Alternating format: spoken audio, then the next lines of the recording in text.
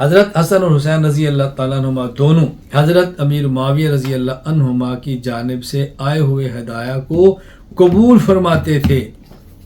محبت تھی تو قبول کرتے، محبت نہ ہوتی ہدیہ کیوں قبول کرتے؟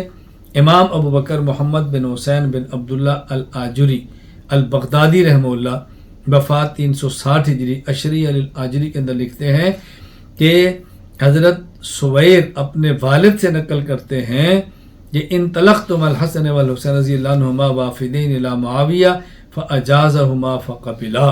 ہم حضرت معاویہ خدمت میں گئے، آپ نے استقبال کیا، آپ نے ہدیہ دیا اور ان حضرات نے ہدیہ قبول فرمایا. اور یہ اسی طرح امام ابو بکر محمد بن حسین آجری البغدادی رحمہ اللہ وفات 360 ہجری عشری الآجری میں لکھتے ہیں کہ ان الحسن والحسین رضی اللہ عنہما کانا یقبلان جوائز معاویہ رضی اللہ تعالی عنہ.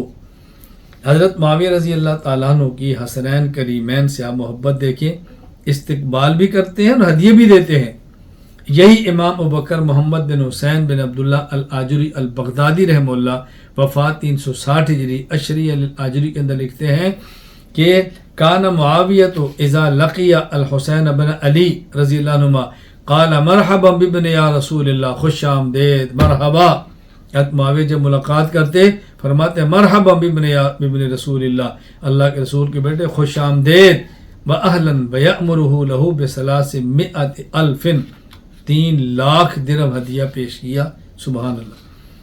حضرت معاویہ رضی اللہ تعالیٰ عنہ صرف یہ نہیں کہ ہدیہ دیتے، صرف یہ نہیں خوش آمدید کہتے، بلکہ حضرت حسین رضی اللہ تعالیٰ عنہ کے علم اور حلقہ درس کی تعریف کرتے. امام ابو القاسم علی بن حسن بن ہبۃ اللہ المعروف ابن عساکر رحمہ اللہ وفات 571 ہجری تاریخ دمشق میں لکھتے ہیں کہ حضرت معاویہ رضی اللہ تعالی عنہ نے ایک شخص سے کہا اذا دخلت مسجد رسول اللہ، جب تم مسجد نبوی میں جاؤ صلی اللہ علیہ وسلم اور وہاں دیکھو حلقہ کون سا، فیہا قوم کأن علی رؤوسہم الطیر، وہاں حلقہ ہے ایسے لوگ بیٹھے ہیں جس طرح ان کے سروں پر پرندے ہیں.